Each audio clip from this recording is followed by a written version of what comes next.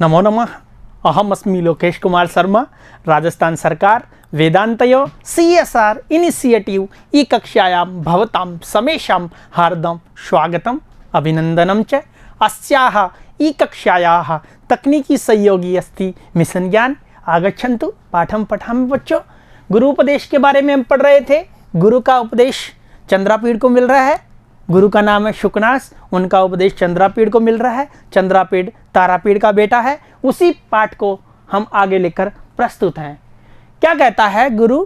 गुरुवचनम अमलमपि सलिलम यु महद उपजनयति स्वर्ण स्थितम शूलम अभव्यस्य इतरस्य तु करिणैव संखा भरणमानन शोभा समुदय अधिकतरम उपजनयति।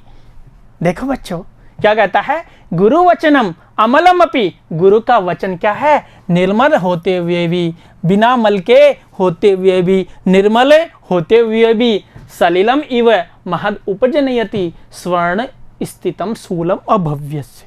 बच्चों इसको हम पीछे से लेते हैं। अभव्यस्य का अर्थ होता है अशिष्ट व्यक्ति। अशिष्ट व्यक्ति होता है वो क्या करता है? यदि गुरु का वचन अमलम भी है, निर्मल भी है और जल के समान स्वच्छ भी है, तो महद उपजनयति, महान कष्ट को जन्म देता है। किसमें? कान में। तो इसमें सलिलम यु, सलिलम यु का अर्थ होता है कि जब स्वच्छ जल यदि कान में गिर जाए, स्वच्छ जल यदि कान में गिर जाए तो कान अपन चैन से रह सकते हैं क्या? नहीं रह सकते हैं बच्चों। तो गुरु का वचन निर्मल भी है और अशिष्ट व्यक्ति के लिए है गुरु का वचन। तो वो कान में पानी गिरा हुआ ना, उसकी तरह उसको व्यक्ति को क्या देता है? वेदना देता है, कष्ट देता है, उसके दर्द होता है उस पानी से। तो गुरु वचनम अमलमपि, गुरु का वचन निर्मल होते हुए भी उस जल के समान कष्ट देता है। किसको?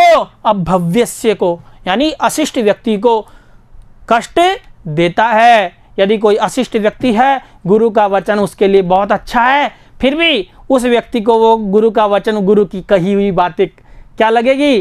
कड़वी लगेगी, अच्छी नहीं लगेगी। किस प्रकार से? यदि स्वच्छ जल कान में जाता है वो दर्द करता है, उसी प्रकार से वो उस व्यक्ति के लिए भी नुकसानदायी होगी। यानी सलिलम यानी जल के समान, उपजनयति यानी पैदा करता है, यानी उत्पन्न होता है, जन्म लेता है। शूलम यानी वेदना को, शूलम यानी वेदना को। किसके लिए? अशिष्ट व्यक्ति के लिए। इतरस्य तु करिणैव, इतरस्य यानी इसके विपरीत हम यदि सोचे तो करिणैव शंका भरण मानन शोभा समुदयम अधिकतरम उपजनयति। इसके विपरीत यदि हम अच्छे व्यक्ति को यदि वो ज्ञान दे, अच्छे व्यक्ति को वो ज्ञान प्रदान करे, तो क्या करेगा? जिस प्रकार से हाथी के शंकाभरण, हाथी के आनन यानी मुक्की, शोभा समुदयम अधिकतरम उपजनयति, यानी हाथी के मुख की शोभा बढ़ाते हैं शंख। उसी प्रकार से यदि अच्छा व्यक्ति है तो वो गुरु का ज्ञान है तो वो उस व्यक्ति की शोभा बढ़ाता है, उस ज्ञान की शोभा बढ़ाता है। तो हम एक एक का अर्थ देखें तो इतर से यानी इसके विपरीत, तू यानी तो, करिण यानी हाथी, इव यानी हाथी के समान, शंखाभरण शंख, भरणम आनन यानी मुख को शोभा बढ़ाते हैं, समुदयम अधिकतरम उपजनयति उसकी शोभा बढ़ाते हैं। तो सीधा सा अर्थ ये हुआ बच्चों कि गुरु का वचन यदि अशिष्ट व्यक्ति के लिए है तो वो उसके लिए कष्टकारक है। जिस प्रकार से स्वच्छ जल कान में जाता है और कान को कष्ट पहुंचाता है, उसी प्रकार से गुरु का वचन निर्मल होते हुए भी उस व्यक्ति के लिए वेदना का कारक होता है। और इसके विपरीत यदि हम देखें, अच्छे व्यक्ति को यदि वो ज्ञान मिलता है तो उस हाथी के मुख की शोभा जिस प्रकार से शंख बढ़ाते हैं, उसी प्रकार से वो ज्ञान भी क्या बढ़ाता है? शोभा को बढ़ाता है। बच्चों समझ में आ गया होगा? आगे चलते हैं। देखो बच्चों, आइए। हरत्यति मलिनम अंधकारमयु दोष जातम प्रदोष समय निशाकरयिव गुरु उपदेश प्रशम हेतु वयः परिणाम इव पलित रूपेण शिरसिज जालम अमलीकुर्वन् गुरु रूपेण तदेव परिणमयति। हरति यानी दूर करता है, मलिनम अंधकारमिव यानी मलिन अंधकार के समान, कौन? दोष जातम दोष के समूह को गुरु का उपदेश जिसके कैसे करता है? प्रदोष समय निशाकर आयु है, प्रदोष का जो समय होता है यानी सूर्यास्त के बाद का जो समय होता है वो प्रदोष समय कहलाता है। उस समय में यदि गहरा अंधकार है तो निशाकर यानी चंद्रमा अपनी किरणों से उसको क्या कर देता है? हरति यानी दूर कर देता है, उस अंधकार को, उस दोष समूह को वो दूर कर देता है।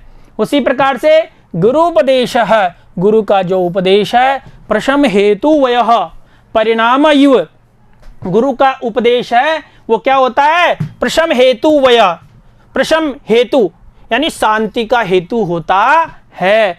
परिणाम युव वय यानी वृद्धावस्था तक, वृद्धावस्था तक पलित रूपेण, जिस प्रकार से पलित रूप यानी श्वेत रंग में, आपने देखा होगा गुरु का जो उपदेश है वो क्या करता है? जिस प्रकार से चंद्रमा होता है वो प्रदोष समय में गहरा अंधकार होता है, चंद्रमा अपनी किरणों से उसको गहरे अंधकार को भी हटा देता है, उसी प्रकार से गुरु का उपदेश भी सारे दोषों को दूर कर देता है, सारे अंधकार को दूर कर देता है। तो क्या कहा है कि गुरु का उपदेश ऐसे है, प्रशम हेतु वय, बहुत शांति कारक है, शांति का हेतु है। कैसे? पलित रूपेण, जिस प्रकार से व्यक्ति बूढ़ा होता है, वृद्धावस्था में जाता है तो पलित रूप में, तो उसके क्या करते हैं? धीरे धीरे धीरे बाल सफेद होने लग जाते हैं, देखे होंगे आपने। तो वो क्या कर देते हैं? शिरसी जालम अमली कुर्वन, और सिर के जो बाल हैं उनको क्या कर देते हैं? निर्मल करते हुए और श्वेत हो जाते हैं वो। गुरु रूपेण गुण रूपेण तदेव परिणमयति, और उसको निर्मल बना देते हैं।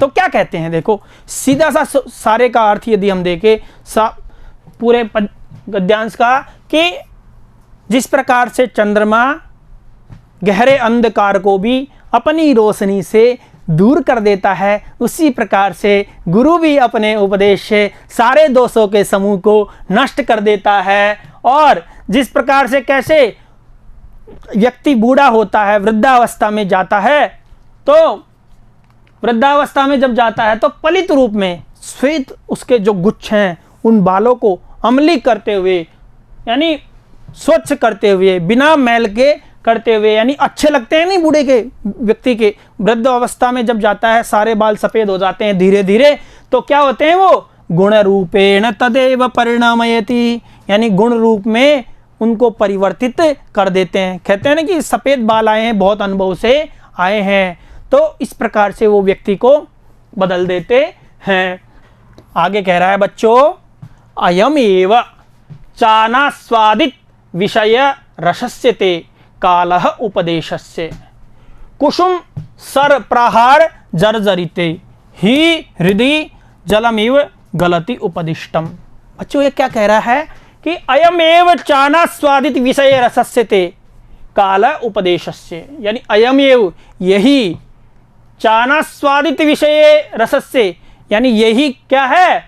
आप अनास्वादित है, विषय रस से अनास्वादित है, यानी भोग्य पदार्थों के रस का स्वाद नहीं चखने वाले हैं।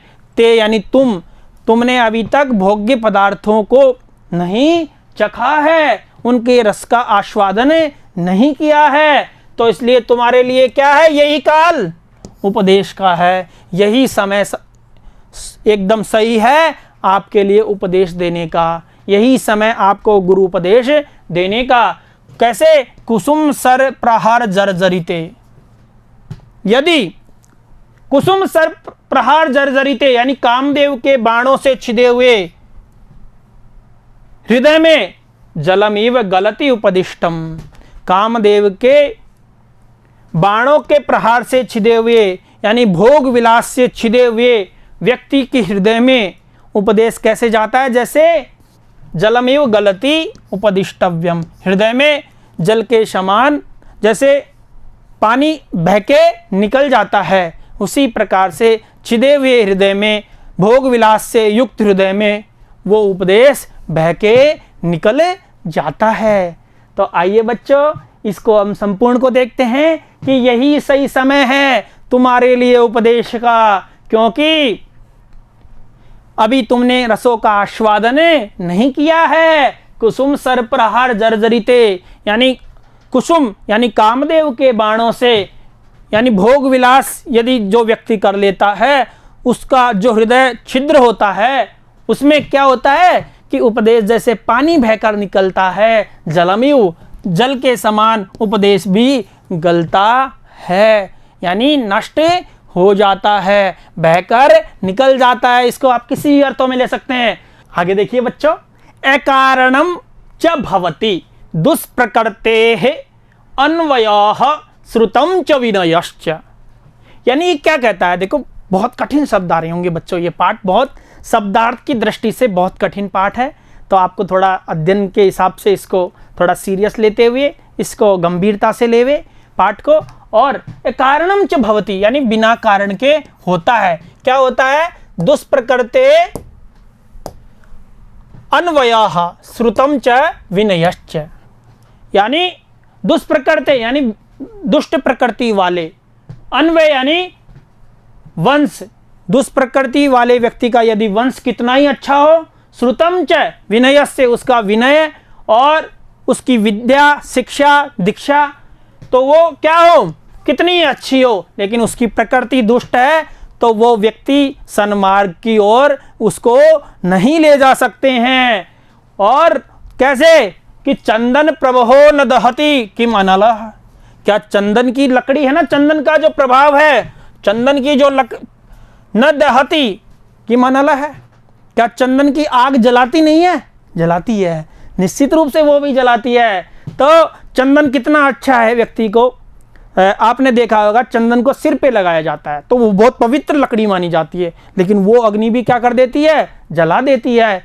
उसी प्रकार से व्यक्ति की कितनी अच्छी शिक्षा हो, कितना ही अच्छा उसका कुल हो, तो वो सन्मार्ग पर उसको नहीं लाया जा सकता है।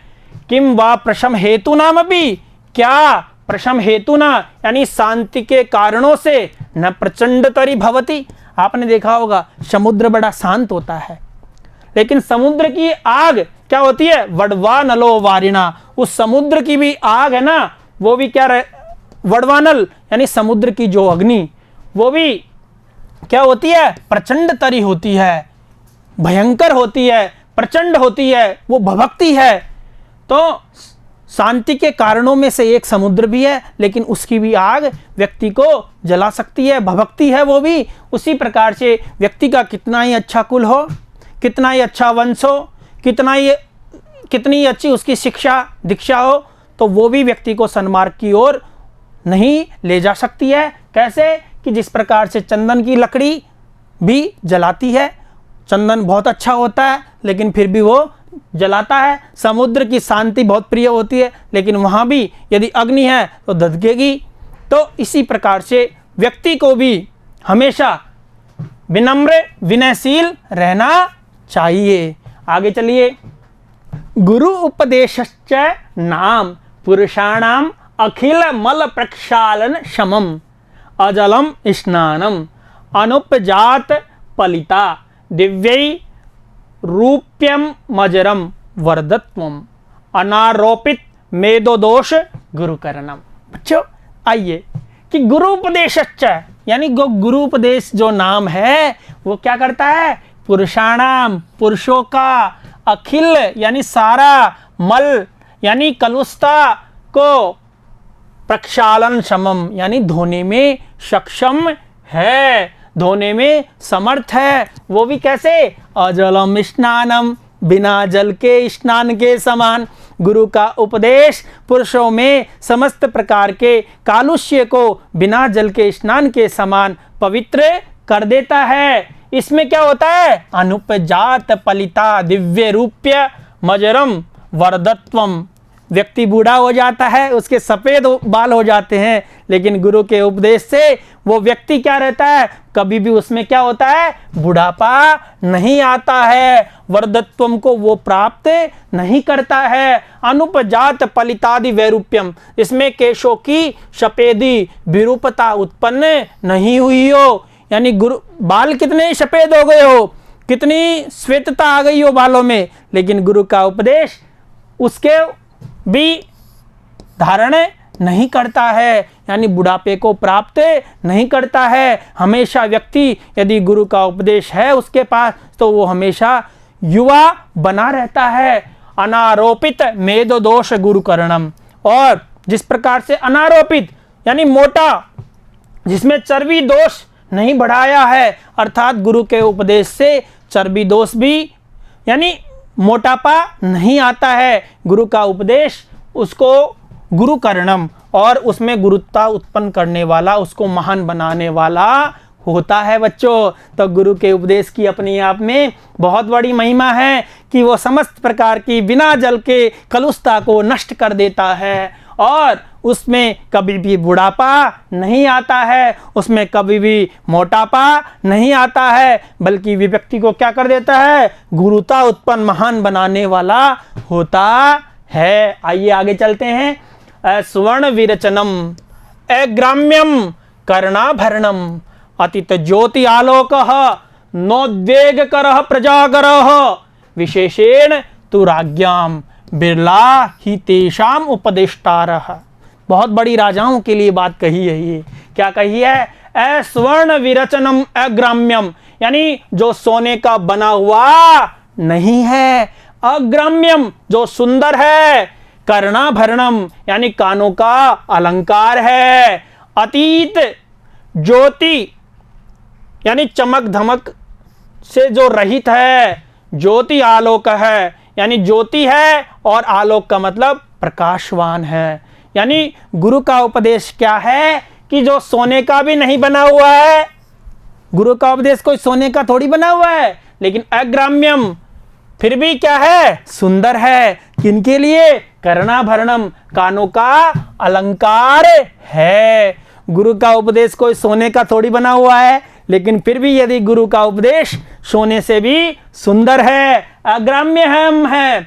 अतीत ज्योति आलोक है, अतीत ज्योति यानी चमक दमक से रहित है गुरु का उपदेश। नोद्वेग करो प्रजा करो, नोद्वेग कर यानी बेचैनी को उत्पन्न करने वाला भी नहीं है, प्रजागर और जागृता को प्रदान करने वाला है गुरु का उपदेश।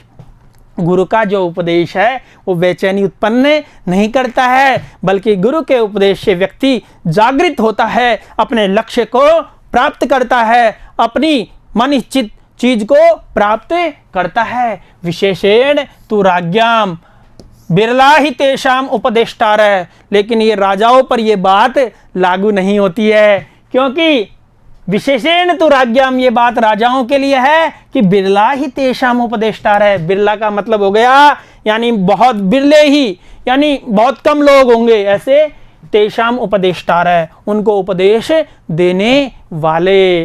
राजाओं को उपदेश देना बड़ी बात होती है, बिरला होते हैं उनको उपदेश देने वाले। आगे चलते हैं। प्रतिशब्द इव राजवचनम अनुगच्छति जनो वयात उद्दिश्यमानमपि तेन शृण्वन्ति शृण्वन्तो अपि च खेदयन्ति हितोपदेशवादिनो गुरुनः। क्या कहता है कि प्रतिशब्दक इव यानी प्रतिध्वनि के समान, इव यानी समान, राजवचनम अनुगच्छति जनो भयात। राजा जैसे ही कोई आवाज देता है तो लोग क्या करते हैं, राजवचनम अनुगच्छति यानी राजा के वचन को पालन करते हैं। क्यों करते हैं, भयात, भय के कारण। राजा की बात को कौन नहीं सुनेगा, भय होगा। भाई राजा ने कह दिया तो डर के मारे करना पड़ेगा। तो प्रतिशब्द की यानी प्रतिध्वनि के समान राजवचनों को क्या करते हैं, राजा की आज्ञा का पालन करते हैं लोग। किस प्रकार से, भय के कारण। उद्देश्यमानमपि तेन शृण्वन्ति यानी उनको उद्देश्यमानम, कोई अच्छी बात कहने योग्य बात है, कही गई बात को भी ते न शृण्वन्ति, वो नहीं सुनते हैं। ते यानी वे, सहतौ ते न शृण्वन्ति यानी वे नहीं सुनते हैं। शृण्वन्तो अपीच खेदयन्ति, और सुनते हुए भी क्या करते हैं, खेदयन्ति, कष्ट पहुंचाते हैं, खेद पहुंचाते हैं। किसको, हितोपदेशवादिनो गुरुन, जो हितोपदेशवादी ने गुरुन है, जो हित की बात करने वाले लोग हैं, उनको भी वो राजा लोग क्या करते हैं, कष्ट पहुंचाते हैं, खेद पहुंचाते हैं। आइए, अहंकार दाह ज्वर मूर्छांधकारिता विवलाहिराज प्रकृति ही। अहंकार दाह ज्वर मूर्छांधकारिता, जो अहंकार से युक्त है, अभिमान रूपी जो है दाह ज्वर, मूर्छांधकारिता यानी अभिमान रूपी तीव्र ताप के से उत्पन्न अंधेरे वाली, अर्थात अच्छे बुरे का विचार से रहित है, यानी अहंकार से युक्त है। मूर्छांधकारिता विवलाही राज प्रकृति, राजाओं की प्रकृति है वो अच्छे बुरे का विचार नहीं करने वाली होती है। अहंकार के अभिमान और अहंकार से युक्त होती है। उनकी प्रकृति, राजाओं की प्रकृति अहंकार से उत्पन्न ज्वर के समान मूर्छा को प्रदान करने वाली, अच्छे बुरे का विचार नहीं करने वाली राजाओं की क्या होती है, प्रकृति होती है। अलिका अभिमानोन्मादकारिणी धनानि राज विष विकार तंद्रा प्रदा राज लक्ष्मी। अलिका अभिमानो उन्मादकारिणी यानी उन्माद को प्रदान करने वाली होती है, झूठे गर्व को प्रदान करने वाली होती है। किसमें, धन के कारण। राजाओं में जो राजा होते हैं उनमें धन के कारण उन्माद हो जाता है, झूठा गर्व हो जाता है। उस कारण से राज विष विकार तंद्रा प्रदा राज लक्ष्मी। तो राज विष विकार यानी जो राज्य विष विकार है, अर्थात विष के विकार से उत्पन्न है, वो क्या होती है, राज लक्ष्मी। राज विष विकार तंद्रा प्रदा, राज विष विकार से जो उत्पन्न राज लक्ष्मी होती है, वो राजाओं को झूठा अभिमान और झूठा घमंड देती है। तो बच्चों, सारे का यदि हम अर्थ देखें तो अहंकार दाह ज्वर मूर्छांधकारिता है। तो बच्चों, अच्छे और बुरे के विचार से जो रहित है वो क्या है, राज प्रकृति, राजाओं की प्रकृति है। अलिक अभिमानोन्मादकारिणी धनानी, और झूठे अभिमान से उस धन के कारण झूठा अभिमान होता है। और राज विष विकार तंद्रा प्रदा राज लक्ष्मी, और आधिपत्य रूपी विष के विकार से उत्पन्न आलस्य को विशेष रूप से प्रदान करने वाली, यानी राजाओं की नींद ऐसी होती है, आलस्य से युक्त होती है। तंद्रा प्रदा राज लक्ष्मी, उस लक्ष्मी के घमंड के कारण। ये बात सुकनास ने चंद्रापीड़ को बताई, आपके अच्छे से समझ में आ गई होगी। और आप निश्चित रूप से इसको देखेंगे, निश्चित रूप से आप इसको सफल होंगे देखने में। और आगे हम तीसरा पाठ लेकर प्रस्तुत होंगे। धन्यवाद। नमो नमः।